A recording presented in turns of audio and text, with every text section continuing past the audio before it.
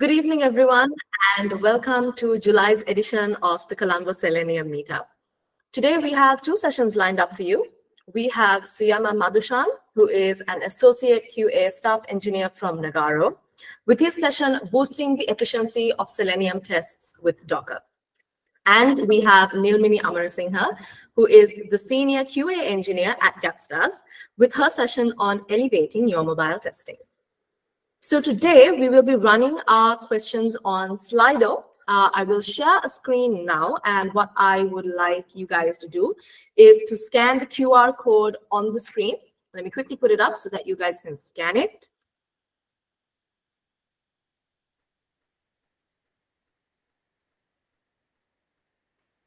Give me one moment.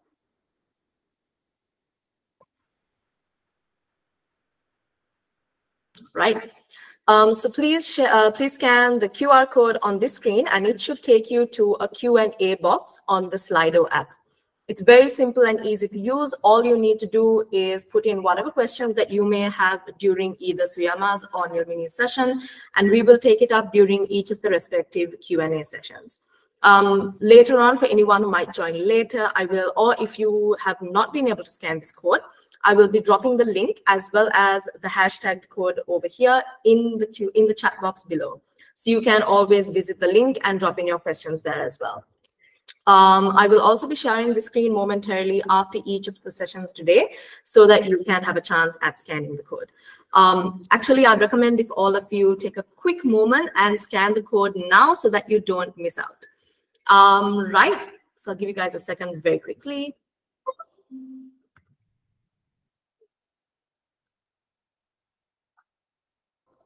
Cool. Hope all you guys have got access now to Slido. We'll be running a poll as well towards the end of the session. Right, so without further ado, I think it's safe for us to start. So first up today, we will be having Nilmini with her session on Elevating Your Mobile Testing. Hey, Nilmini, you ready to start? Hi everyone. Good evening to you all. So today I'm presenting regarding Elevate Your Mobile Testing. So those who are very pro on mobile testing, it will be not a big session, but actually from my end, this is mainly focused on those who are interested in going into mobile testing and how quickly they can create a quicker framework and get into testing. Okay, so start now. So the introduction, I'm having an introduction. So these are the context, and I'll have some prerequisites so that you all get idea what is needed and what should be present for the framework to be conducted, and also the framework architecture and setting up the project. I just go roughly on top because I'm sure everybody is done automation on that, and a quick demo how it is working and how we can move on from a normal running the application into a framework as well, and then the conclusion.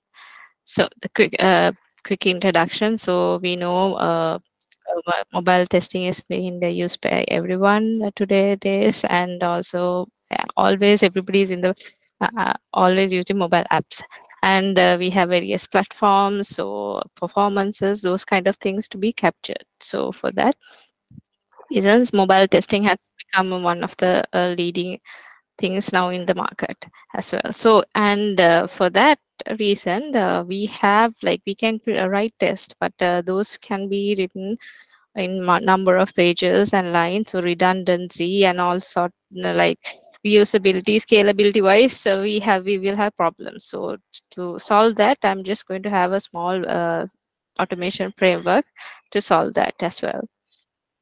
So here are the tools I'm going to use. So it will be APM and Cucumber. So we have behavior driven as well, and then TestNG for execution and reporting, and obviously Selenium, and also APM inspector, so that you all get idea how to inspect our web tools we use for automation purposes.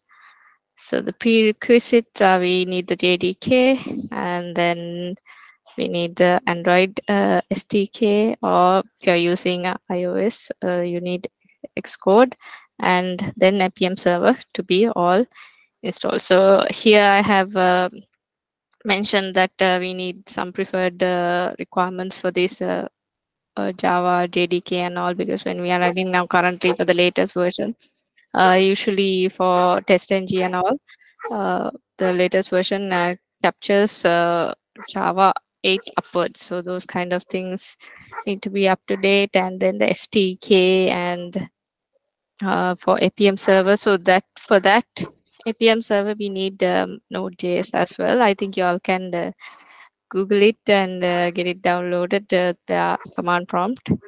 And also we need an IDE to implement. So this is going to be our framework. So here will be mainly, it's going to be a Maven project. And from where I'm using IDE, and then we are using Java, and the structure will be, the design structure will be on page object model.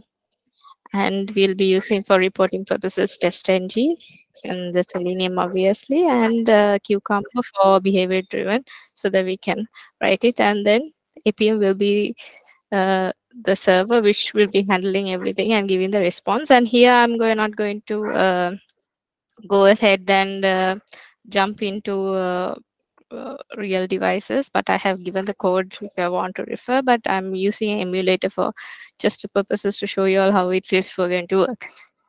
So firstly, we had to, this is for your information, how to, these setups should be there present. So Java, Maven, RPM Studio, Node, then all these parts should be set, then the emulator as well, uh, and start up the server, and then you have the ID and test plugin. So let's go ahead and dive into the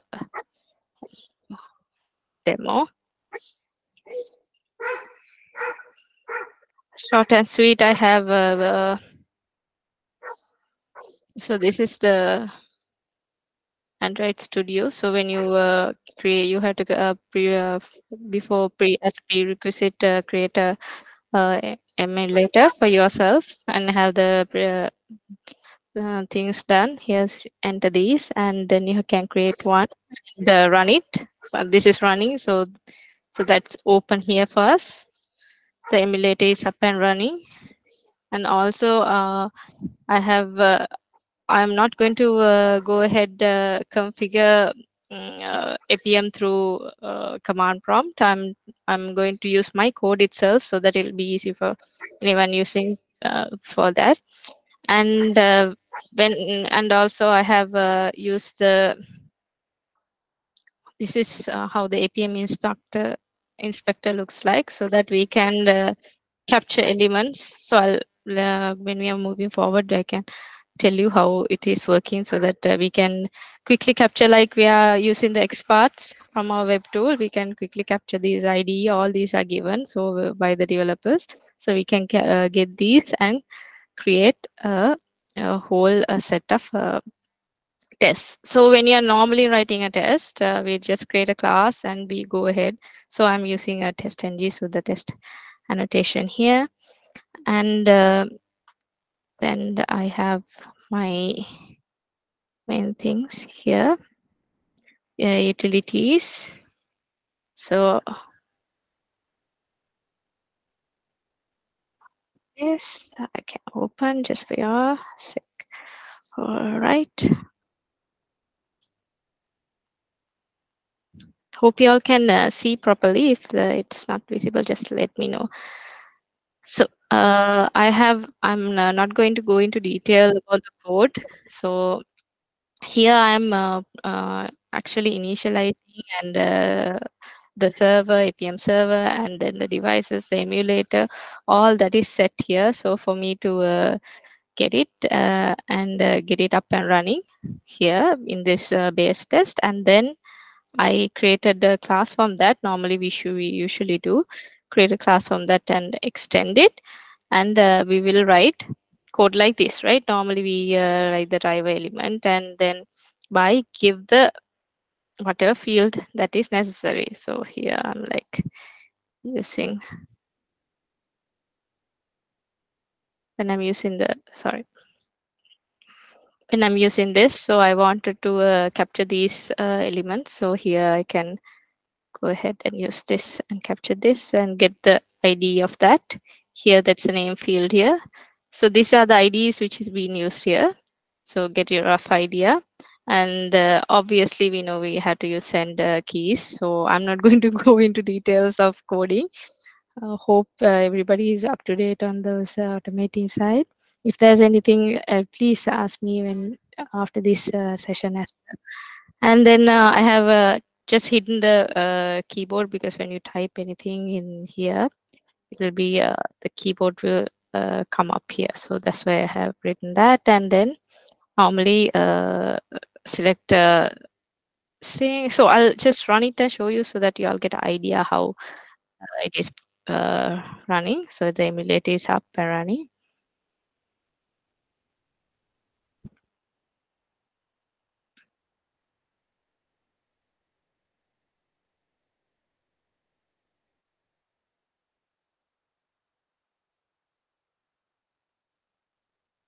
It's taking some time.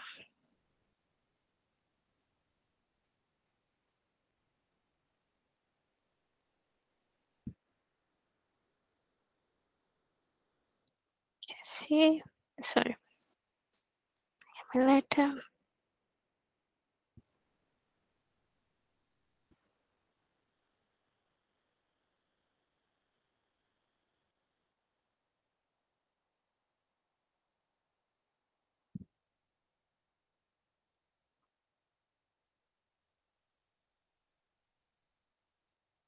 So you can see that the APM server is up and running here.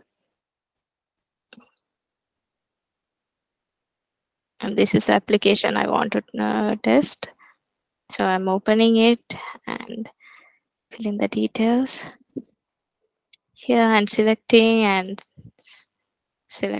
from a drop down as well.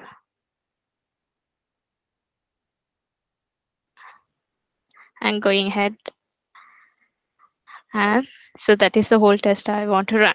So normally we usually do this. So these like this, the steps will be like we can create multiple methods in a class and go on and on. So it will be like a mess, but redundancy as well. So sometimes these elements can be locators can be used the same locators can be used somewhere else. So we should try to remove all this redundancy. So here I have written this code for your uh, reference purposes as well. So from this code only, I will try and I remove this code off and gone into the object page object model. So here I have anyway a base class which handles all these things. So I extend from that. This is a test class here. Now, when we are most of them wanted to know about how BDD is there. So when we are considering BDD, so here I'm going to use BDD to actually capture the whole scenario. So for that BDD, we need to create the page object from here pages and as well. So BDD will have also the step definitions, a runner, and the pages, obviously the pages which we are invoking. So these whatever the steps which are written here, I have gone ahead and put it into this form file, and nicely the locators and all are added here so that we can be called within the methods down here as well. And then we can proceed. So I have added both 2 pages here for y'all, then y'all can run it and see when you want, and proceed to the next page as well. So after Right. When we write the BDD, we usually write it as a so anybody who is looking at a manual QA or anyone else, a BA or anyone, can recognize this very short and sweet. They say you enter the name, you enter the then select the gender, then select the country and submit. So this very short and sweet can be recognized by anyone. So when we give this, any questions all of a sudden? Okay, so when we give this whole thing, we give the examples here, and we can run this. So for the running thing, we have to then these steps we need to create step definitions. So I have created step definition classes here, and I have given the methods which I have created on this page object here, and I have called the methods of those as well. I have written a session for you all to check it out as well. Right. And also now we say now this is like examples are open to anyone, anybody can use it. And why can't we can improve it? So when we need to improve our the project, we usually have resources like now usually when we are trying to configure, we need these kinds of uh, initial things to be initiated. So these ones we can move it, take it out and put it into a resources file as well. Then also there can be like actions when you want to click and click, scroll down, add text, all kind of things. We can add it into a different folder as well, package as well, details, and then put it in put it in sorry put it in the our actions, so that Android actions here I have written two here. Actually I wrote this as well because I wanted to there were methods which can be used, some methods can be used which are like weights and all are similar to, even if you are using another Android, say iOS actions as all, you can also add here. But then if there are common things like waiting, loading, then taking a screenshot of any later on, and getting the data into a uh, JSON and getting data from there, all sort of those methods I have added into the APM UTL. So these will be like the ones which is above, just above the Android actions, so that there will be actions we can add, which is specific to Android as well as iOS, but which are common ones. We can use a method like APM utils as well, so that it will be easy when you're calling it as well here. So and remember to inherit it. Actually then these those methods can be used within the Android actions or iOS actions as well. Here I'm going to just take it into iOS so that you all can try it out yourself. um, Here for this example, now I said now we can use kind of like examples here, and this is one of the cucumber functionality. We can use it like this, but this is when the sometimes say security purposes, this is like too open, you're giving your details openly.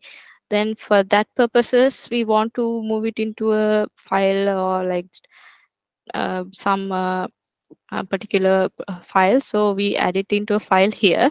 So I have written that off, and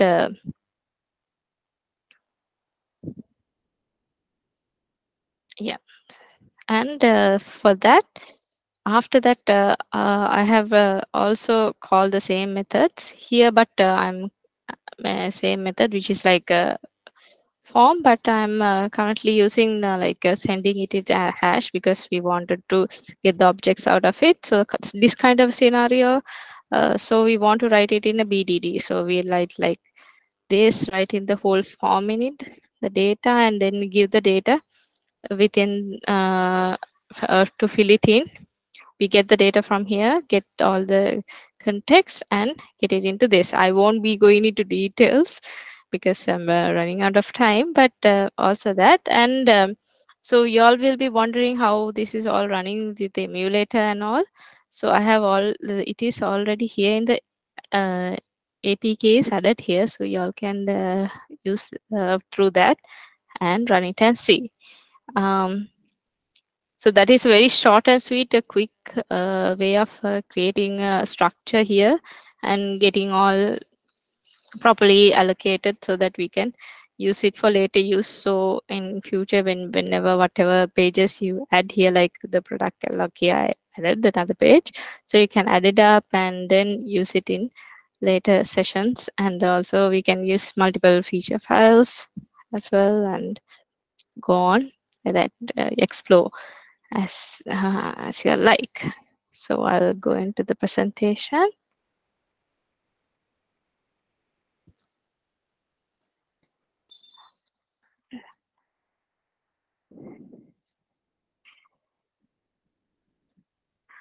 Okay, so conclusion. So this is like I have created a framework for you all, so you can use it and run around, play around with it as much as you want. And I'm going to give the GitHub access as well, so that you can it's public, so that you can download it and try it out by yourself as well. Only the settings which I needed, which I mentioned in the presentation, will be needed. So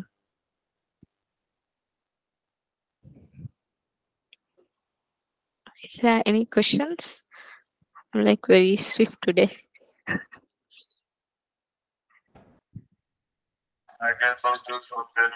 Hey guys, I have included the link to the Slido, so you can also slot your questions in there if you have any questions for Nilmini about her session.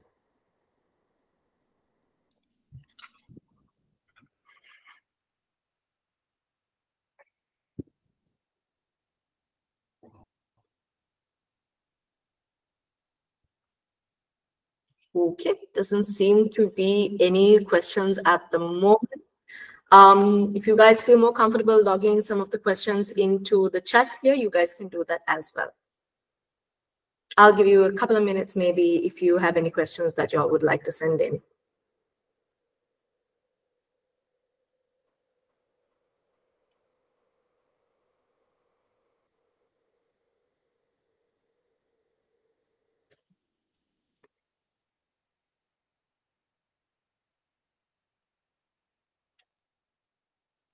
Okay, looks like we don't have any questions at, oh no, we actually do have a question or two that have come in.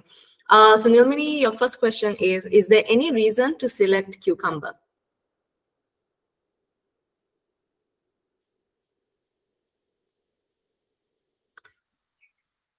Hi, sorry.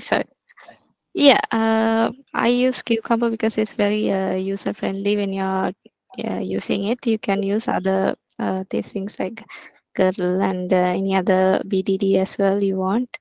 But it will be easy for anyone to understand purposes. Only I took it.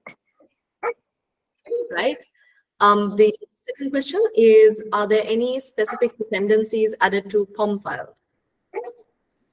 Yes. Oh, I forgot about it as well. I think I was swiftly going through. It's already added. There are dependencies for Cucumber, then PM, and also TestNG added into it. So you can check that out as well. If you want, I'll share it for you all to see, just in case.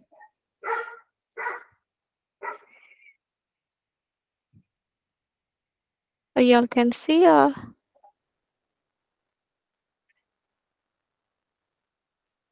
Not yet. Okay, no, so it's. Oh, okay, now it's showing Nilmini.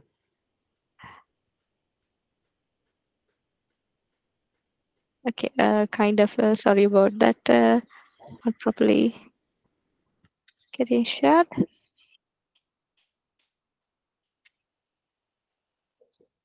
These dependencies you can go into Maven repository and enter and get the latest, and then let the Maven life cycle take its course and get it all installed and run it. Okay, now I think it's getting visible, right? Yeah.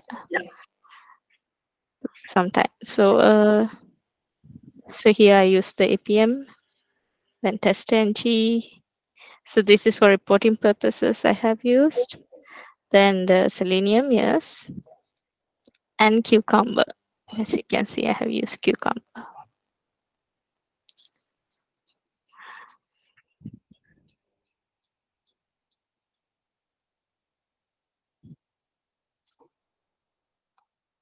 Okay, we have quite a number of other questions actually that have come in all at once. The next one is, how did you measure the ROI through test automation?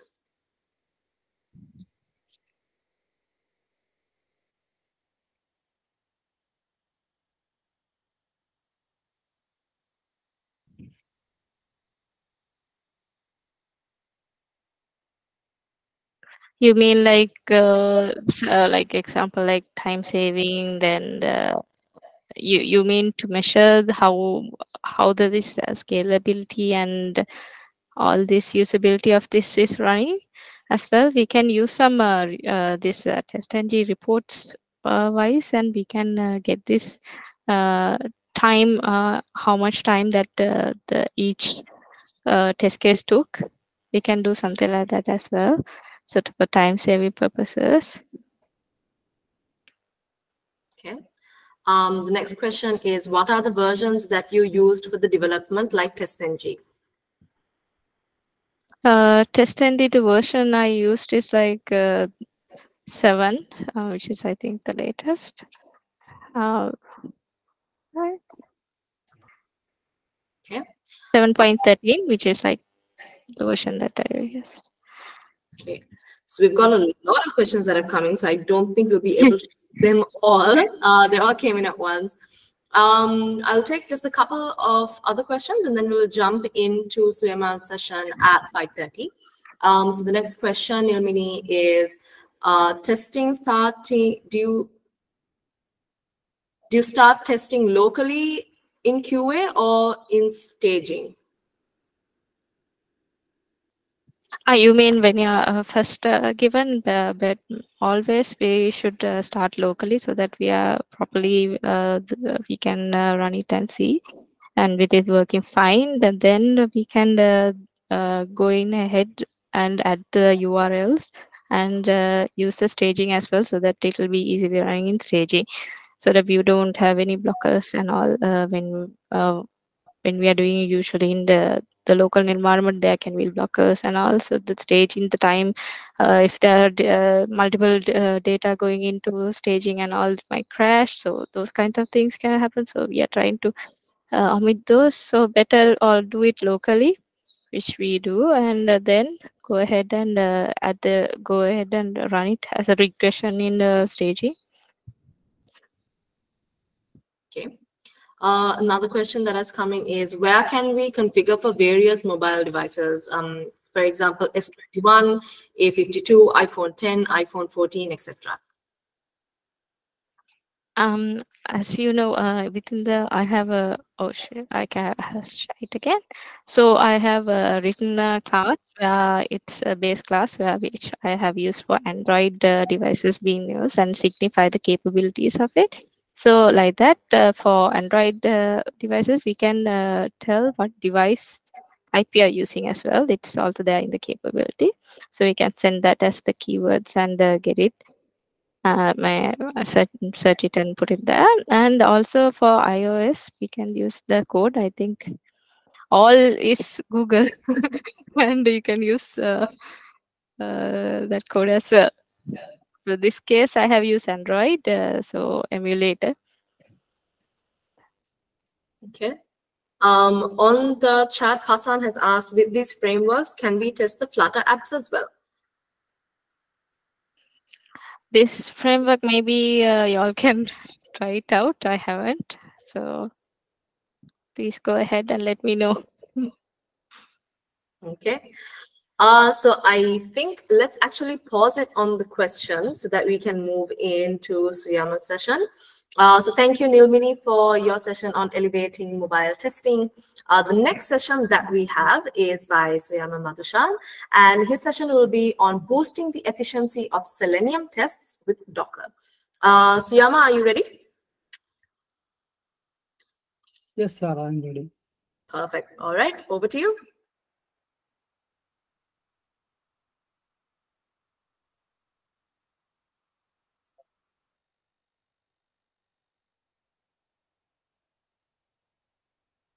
Okay, thank you, Sarah. I think you all can see my screen, right? All clear.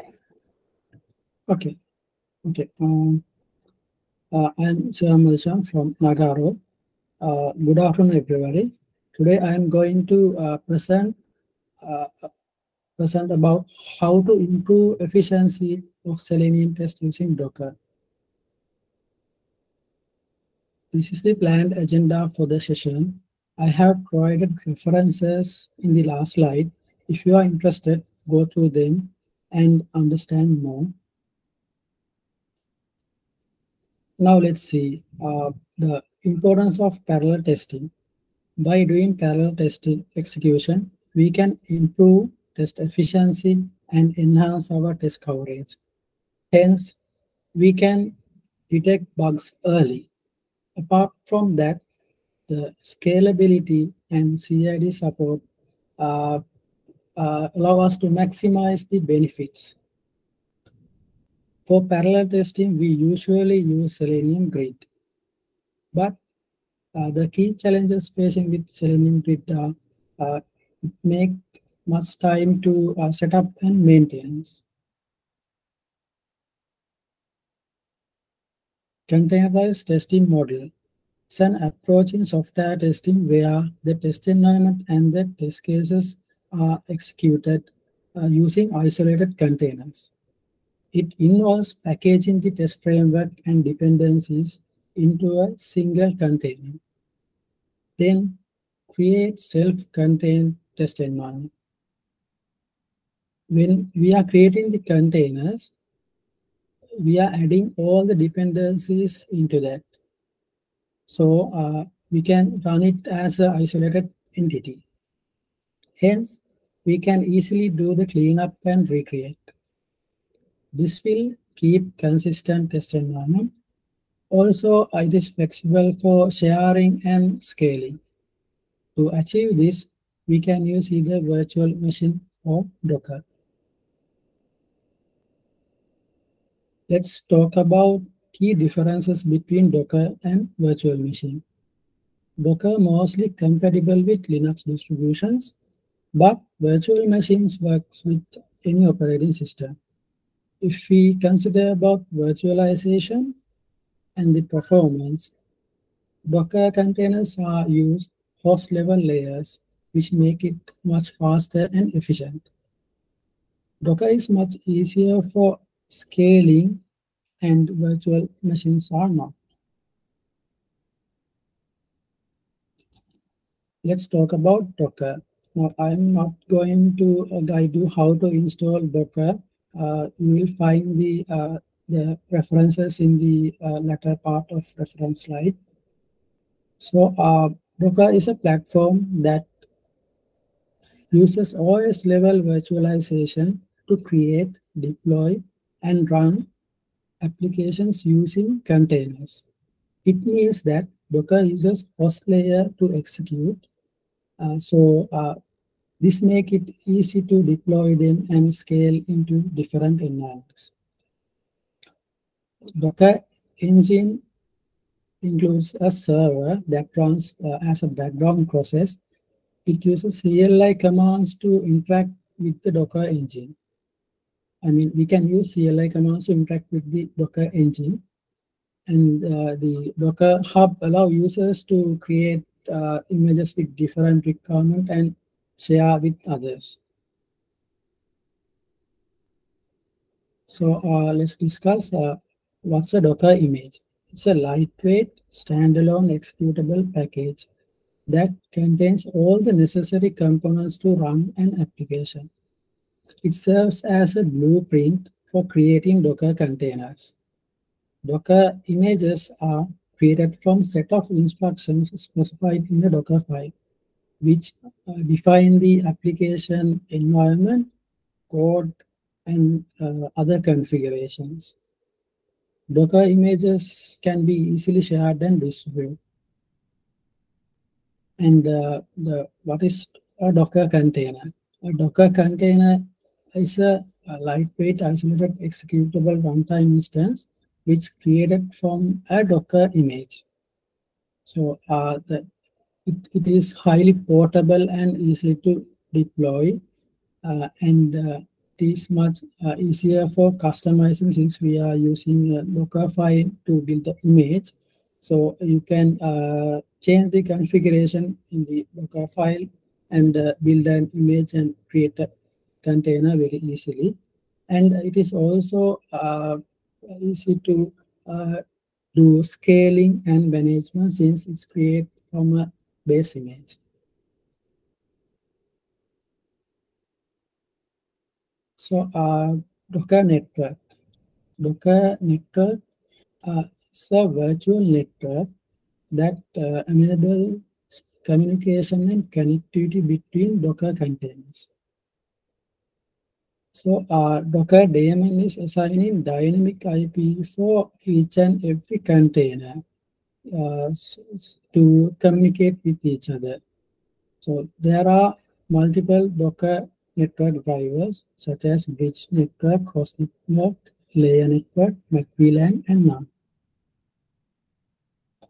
Let's consider what is bridge network. The containers connect to the bridge network can communicate securely with each other directly. A Docker daemon allows to communicate with them by using their container names and get external network access using network access translation. So we do not worry about the dynamic IP since we are using the container names to build our configurations. If we consider about all a networks, it allows containers to communicate with each other even if they are running on a different host. So it is much feasible for Docker Swarm since it is built on multiple hosts in the OR network. So McVLAN. McVLAN allow containers to have their own MAC addresses and they directly communicate with the physical network rather than using the Docker bridge network. This enables containers to have their IP address assigned directly by the DHCP server. Host network uses machine network directly and does not use NAT, so it is much faster.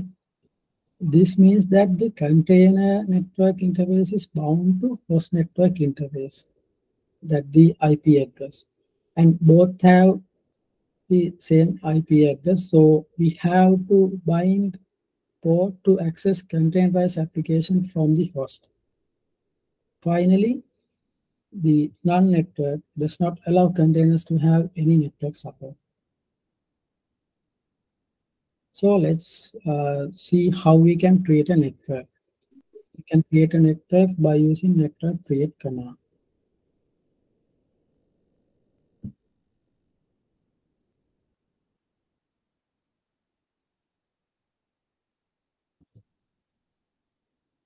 I have created a network called net1. Let's inspect it using inspect command.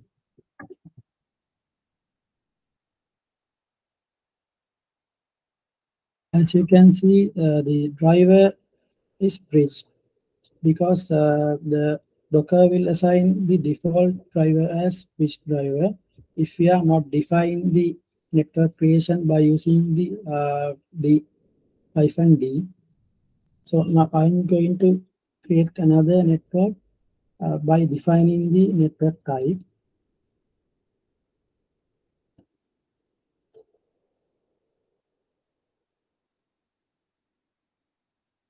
Let's inspect that as well. As you can see, I have created the VLAN overlay network. So then if you want to inspect the network, you can use Docker network ls command. So it will show all the networks that are created in this Docker hub. So if you want to delete the network, use remove command, network remove, and network name. Then it will remove the network.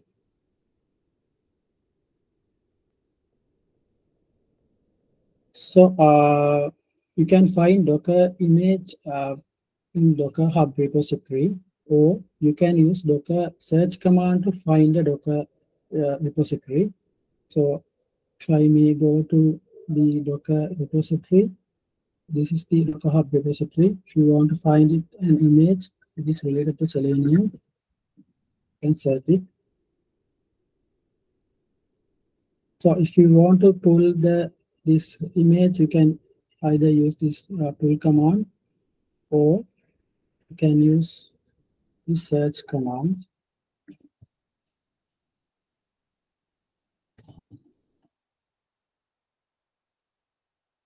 Here you may find the relevant Docker image names. If you want to pull an image, just need to copy the name and use command.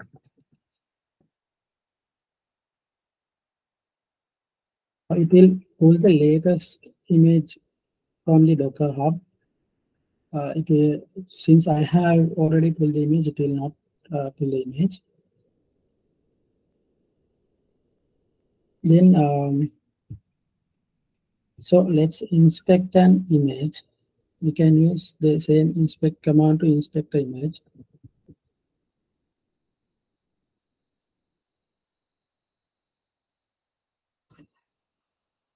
Here you may find different configuration and environment variables inside the image. Some of them you may change during you are creating a container.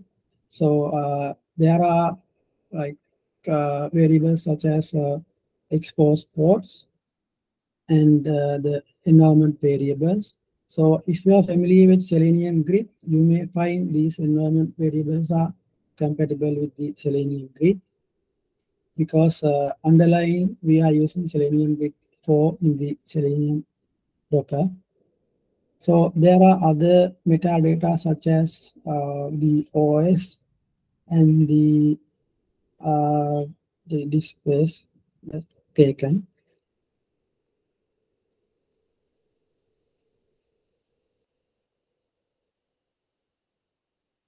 So let's see how we can create and start a container.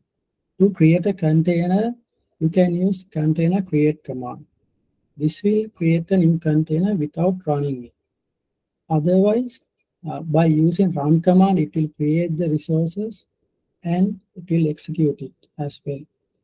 So if you use -d command, it will run in detached mode and it will not log anything into the console. So, and other two commands that you can use is docker start and docker stop. So it will start and stop a container.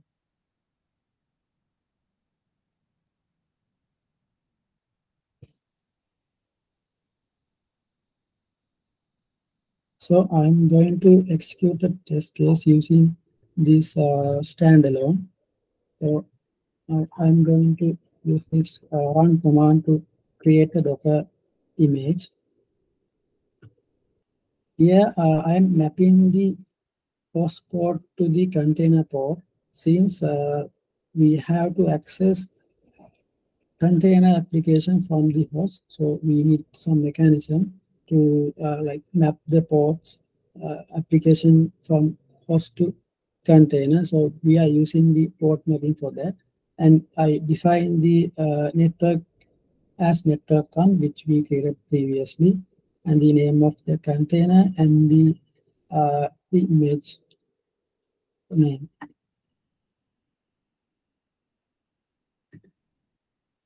So now I have created the Docker container.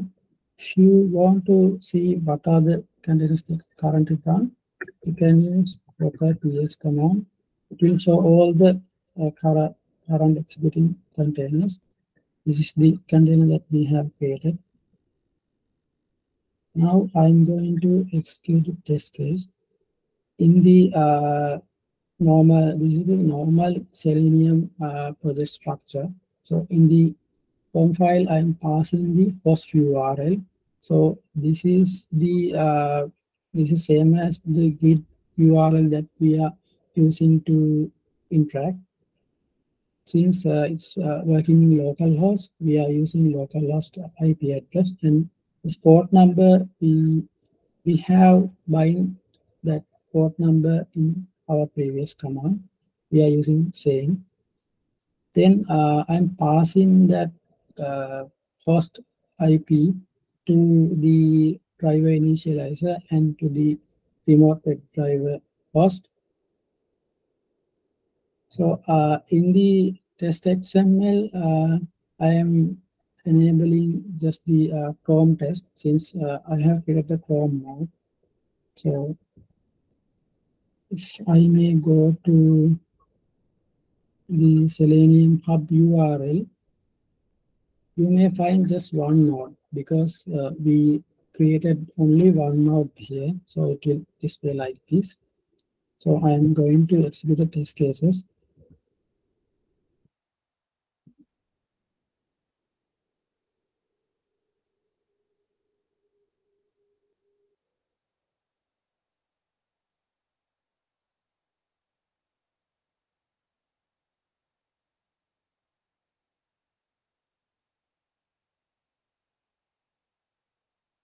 So while the test is executing, you will find something in the sessions. So it will open just one session, because we have created only one node here.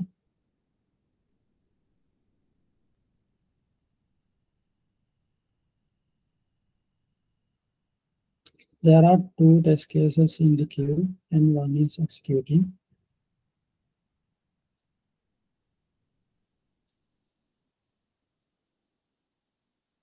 So this architecture is same as Selenium Grid, so you may find familiarity with that.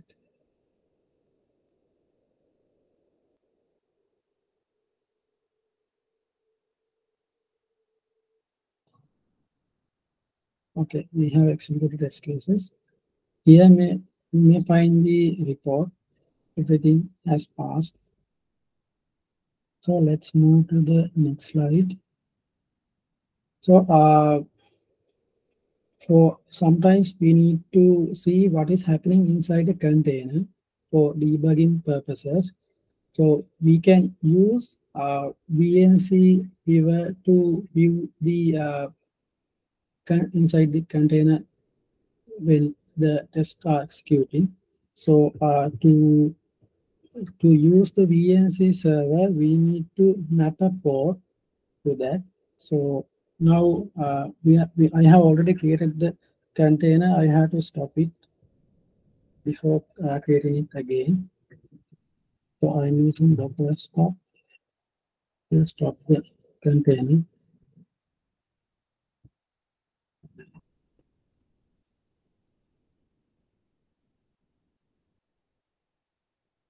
Then to remove the container, then use docker remove from the container name.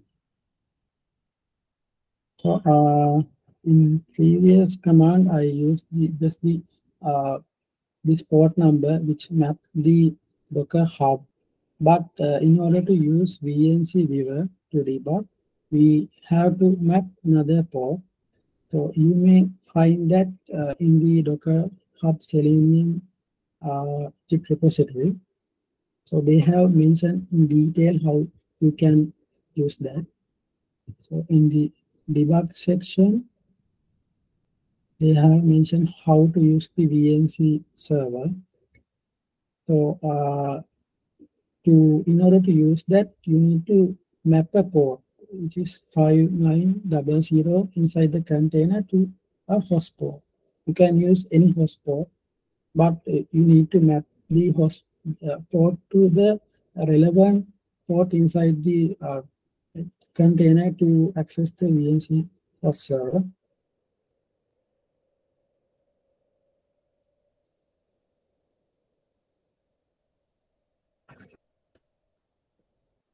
Now I'm mapping these ports to access the VNC server. Now I have created the container. In order to view, you need to have a VNC viewer. So I'm using this VNC viewer to view the container. First, you need to find your IP address and enter here. Then the relevant port number of your host, which means the first port number that you mention here. Then you can connect. When you are connecting, it will ask for a password.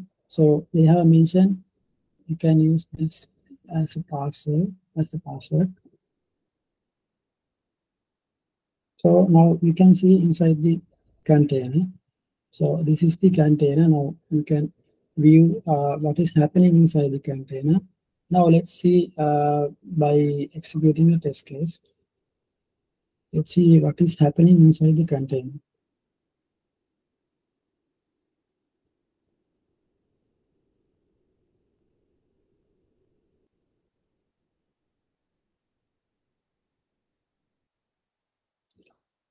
You may see the tests are executing.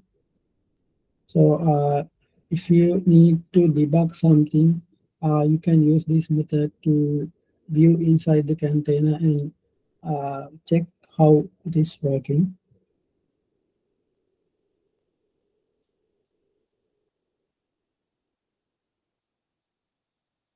Okay, so there are maybe some situations you need to execute some commands inside the container. So you can use this Docker command to log into the container as bash, because the container is using the Linux OS, so we can use bash. So here you may find, you may type any Linux command and execute them. Let's type a simple command, which is to show the directories. So as you can see, you can execute any command using this method. There may be a situation like you have to define the folder like permissions and other settings. So uh, for that, you can use this method. So to exit, you may type exit, so it will come out from the container. Now I'm going to stop the container again. This is stop container command. And to remove it, I'm using the remove command.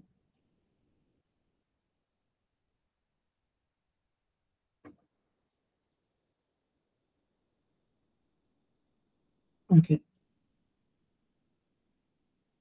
Okay. If we consider about containerized testing approach, there are two main approaches that we can follow. Either using Docker Compose to execute the test in just one host, or using Docker Swarm to execute in multiple hosts across a network. Here are major differences between Docker Compose and Docker Swarm. You can go through it since I'm not going to explain it in detail, but I want to mention that Docker Compose is limited to a single machine, but it is very easy to set up and work, and also capable of handling multiple containers in a single machine, which satisfy most of our testing needs. But Docker Swarm is much complex to set up due to the various network security practices that we are using. So let's talk about Docker Compose. It's a YML file which we are defining all the resources that we need to execute our tests. Then we use a single command to deploy all the resources via Docker DMA. So these are some of Docker Compose commands we can use.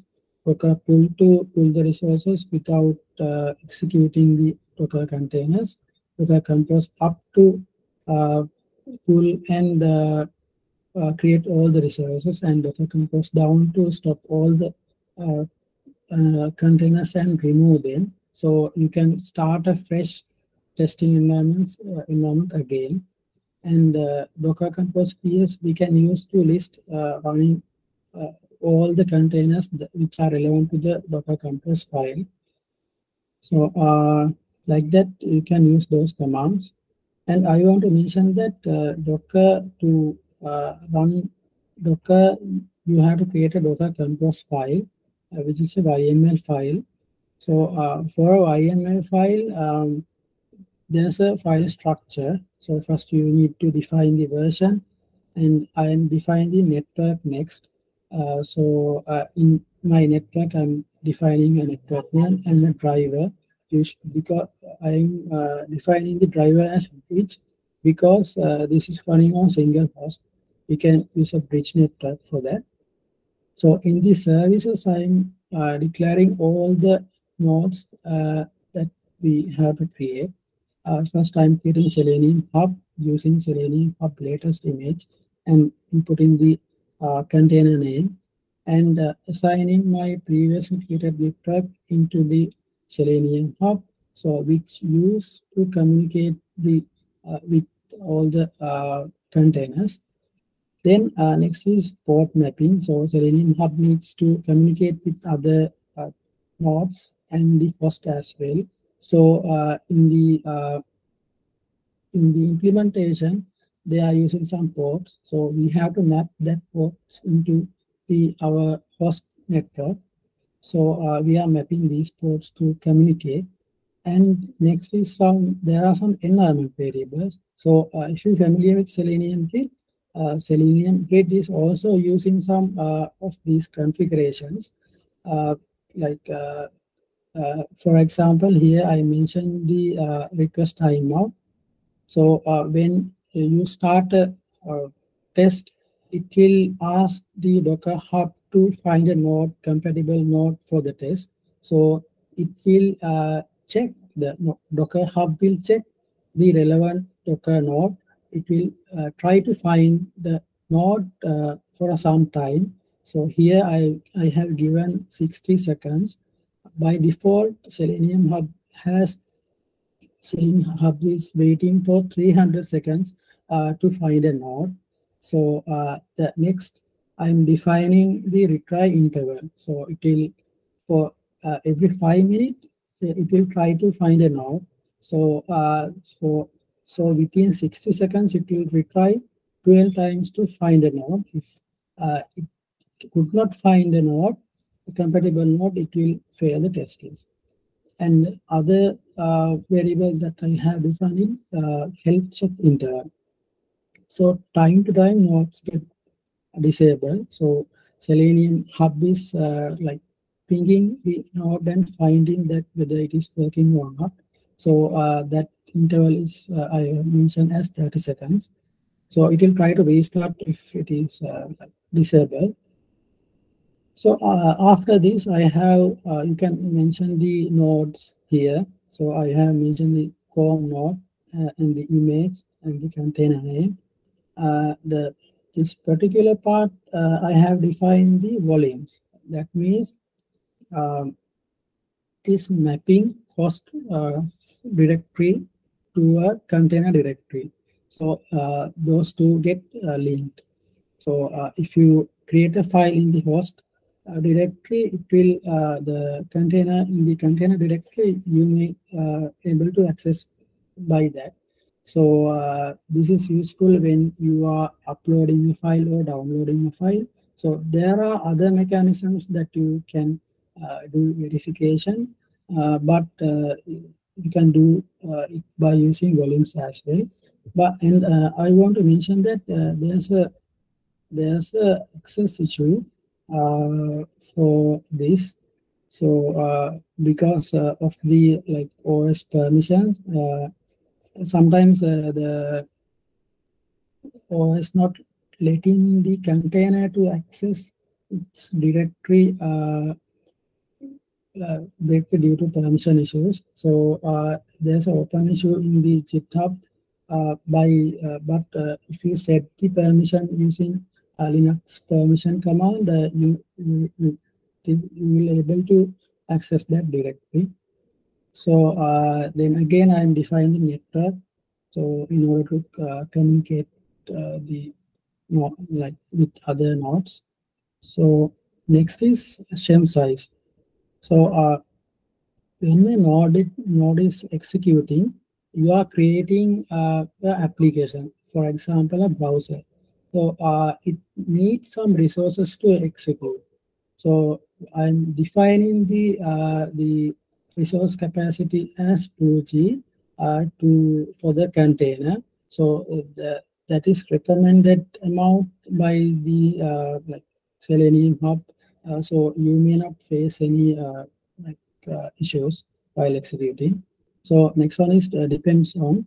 So it means that this node is depend on the Selenium Hub, because without the hub we cannot execute the test, because we have only nodes.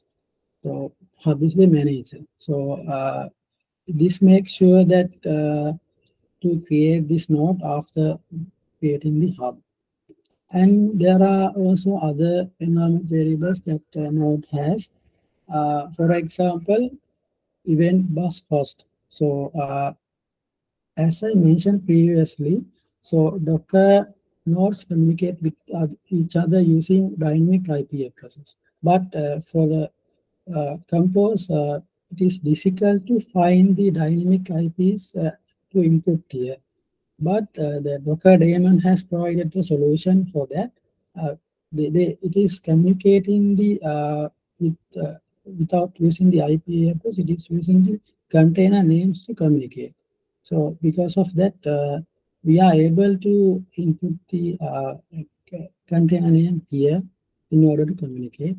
And these two are published and subscribed now. So I will show you a sample Docker Compose file that I have created in my project. So this is the same thing, but I have created another Chrome node and the Firefox, two Firefox nodes.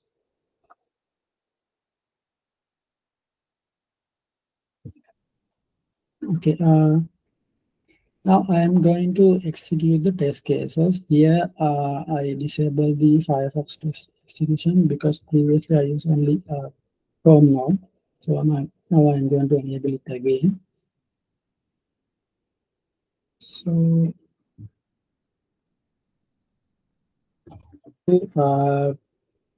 start the compose, like you can use compose up to start all the resources.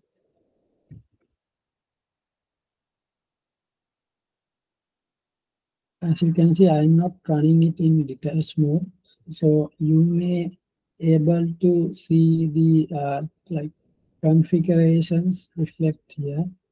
So when you provide some configuration from this Docker compose file, it should reflect in this like when you are creating the Docker compose. Otherwise, you haven't given the correct configurations.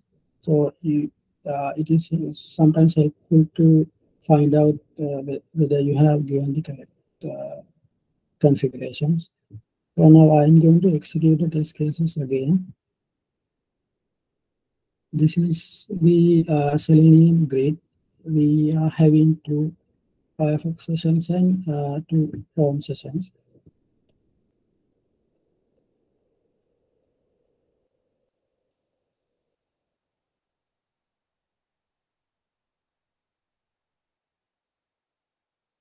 So when the tests are executing, you may find 4 concurrent sessions, since we are using all 4 nodes to execute the test cases.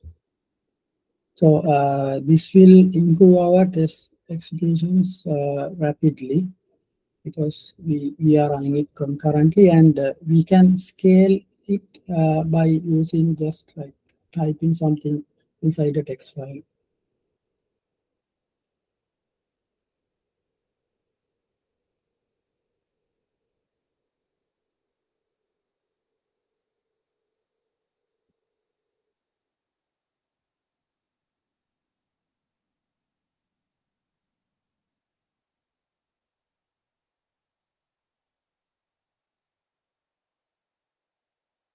As you may see, it runs much faster than like previous execution. Because we are using concurrent executions. Okay, so this is the sample output. So everything has executed. So then next, if you want to view what are the containers running relevant to the this Docker Compose, you can use Docker Compose. Yes, so it will show all the containers that are running, which is which are relevant to the Docker file. So to remove all the stop all the resources and remove them, you can use Docker down command. So it will stop all the nodes and remove them, and also the network. So if you use Docker ps command again, you will not see anything because you have already stopped every resource that you have created from the Docker Compose.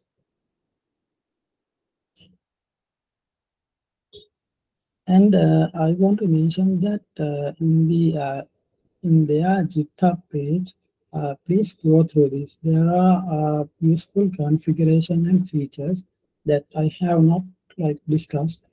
Like if you want video recording, you can use video recording. So and there are if you are advanced user or if you want to dive into the this Docker environment, you may find the Docker files for the Selenium Docker Hub platform. So you may reconfigure this content and create a new Docker image for to satisfy your testing needs. So you just need to get basic idea of the Selenium Docker content inside here, and you can develop a new container using that. So if you may find they have created the base node first, then the hub node using base Docker file, so on. So in the base Docker, they are using the Ubuntu OS image. So if you want to dive into this, you may find this thing useful, so to experiment with.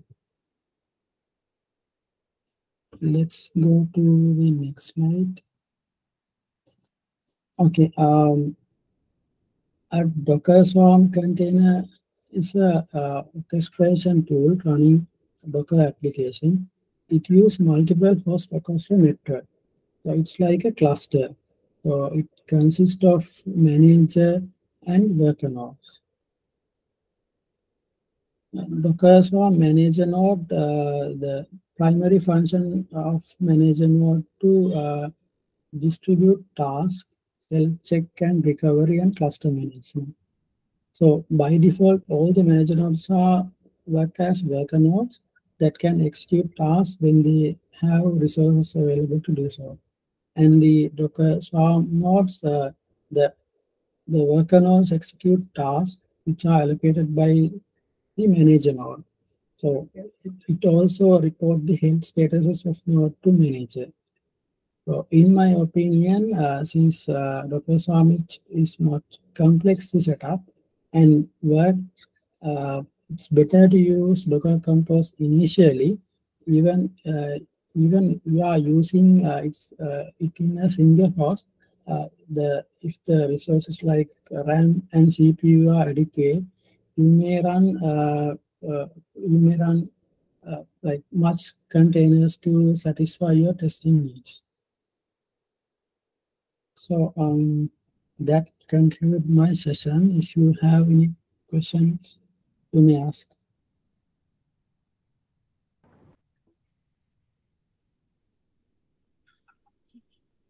Thanks, Uyema. Nilmini actually has a question to start off. No, that was an answered question. Let me check our Slido and see what the questions are that have come in. Right, so the first question is from Buddhika. Can we integrate Docker Composer to a CI/CD pipeline? Yes, it uses just command line argument to build those resources using Docker Compose file. I previously show you, you can use Docker Compose up to create all the resource nodes. So you can include it to using CI/CD pipeline, using Jenkins or some other. Okay. The next question is, are these tests run in headless mode?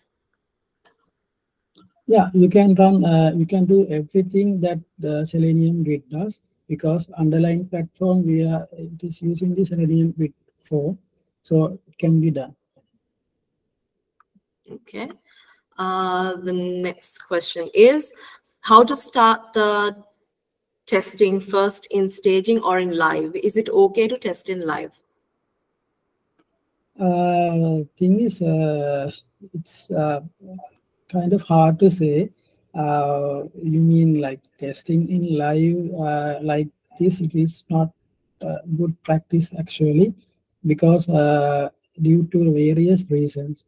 One thing that you are using live data, it may get corrupted, and if you run sometimes tests get fail, so the live data might get corrupted.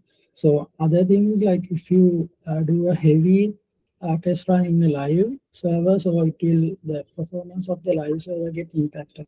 So doing such a vast testing live like environment, it is not good. I think no one has tried something like that. Okay. The next question is, how can we get the test results? Have you integrated a result dashboard? Yeah, you can always integrate the results dashboard. So here I have not did that. So I'm using simple Surefire report to generate the results. I think that was meant for me, right? Oh, is it? Okay. It actually came in just now. It came in at about 5. Yeah. I think it was a little bit earlier. My mistake. Sorry about that. So, No worries. Next question is, what are the disadvantages you see using Docker? Actually, one disadvantage is like OS compatibility. The Docker, nowadays, mostly compatible is with Linux distributions. So that's a major disadvantage. And if you are running our previous sessions, according to previous session is about mobile testing. So but to run an emulator inside Docker file, it's also very take much load. So if you are running it's in a single host, it is not can be done. So th those are some of limitations. But majority wise, we most of the testing we can satisfy by using this method. Okay. Tilna has asked a message on the chat. Can we run headed browser sessions there, not headless? Yeah, I have shown you in the VNC server also. You can run it it is also by default it is running as a headed session. But if you want, you can use headless mode as well. Okay. Of course, we are opening up for more questions. So do send in your questions because we have a little bit of time. We can take a few more. I will drop you guys the link once again so that you all can send in your questions. Additionally, also please rate today's session. I've dropped the link in the chat as well for you guys to rate the session today. And now I'm dropping in the question link once more for you guys to send in any questions that you might have for Suyama. One question just came in. Do you see any security issues when using VNC? Yeah, because we are transferring the data by virtual network. So there are security vulnerabilities using that. But for if you are using VNC server, yeah, the purpose of using the VNC server to debug something, like when we are creating a test case, automation test script. So there are some situations it get failed. So when it is getting failed, we are going to the UI and checking what is happening there. So for that purpose, we can use VNC server. So to execute the as a test, a bunch of tests that was like previously created, we do not need to use VNC server. Okay, thanks for that. Right, so far those are all the questions that we have for the moment. Of course, you guys are welcome to send in any other questions if you all do have them. I think we have one question that might be relevant either for Nilmini or to Suyama. So maybe both of you all can can share your take on this. How do you start automation as a manual QA engineer? Okay, so if there are situations like your working experience level, it may be if you may be having less working experience, like 1-2 years. So so for you, it is best you can, if you can learn basic of coding and the framework, then go for a place that you can learn, like for so you may be a engineer level person, so you may try to find a automation engineer level position in a reputed company that they are using the automation infrastructure very vastly. So you can then, if you are willing, you can grow vastly in a less time, because you are working with people that are doing automation. They have a framework, they have a process. So you just need to spend some time to work and improve your automation skills like very fast. So there are situations something like you are manual QA person, so you may have like more than 6 years experience. So then there it is something what difficult to start automation by applying for a job, because for a lead position they are always trying to find a person with automation skills. So what person you are, so you need to work on your automation and coding skills first. So the coding skills, it's the best that you need to have. So there are like a lot of platforms that you can use online for free to develop your coding and logic skills. So you may follow that programs to improve your coding and logic knowledge. Then try to baseline one or two framework and learn the basics of that framework, and try to improve yourself. Then find a position which is suitable for you, like a hybrid position, manual and test automation. Then go there and learn automation as much as you can. Then find another suitable place. Maybe after 1 or 2 years, it is not ethical if you are leaving around 6 months for a company. So I think that's the thing idea I can give you. Nilmini, any thoughts on that? Yeah, I totally agree, but it's never too late for anyone to start off, I have to say. So it's mainly based on your being a manual tester and also contributing some time for you for enhance your programming skills. Maybe you have done Java when you were doing uh, your degree or something. So that should be brushed up well, and then also try as Sumya also said, we should have, you can do, there are enough of content online free, you all can try it out, create your own framework. As I said, I have given you all, will send you all the GitHub, you can also try it out, play around, do testing, and then within where you work, try to implement a framework where you work as well. Then you can um, learn more from yourself. And then, as Sumaya said, we can move on to automation itself. So there are plenty of courses. I know Krishan, I went to one of Krishan's courses as well. So it's really good. Invest your time and do one of those as well, so that you get brush up all your knowledge. And good luck to you all. I'm getting just 1 minute to show that someone asked like whether it is running headless or not headless mode actually. So this is the default mode.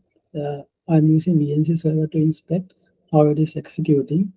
So this is, previously I have shown this, but let's go to it again.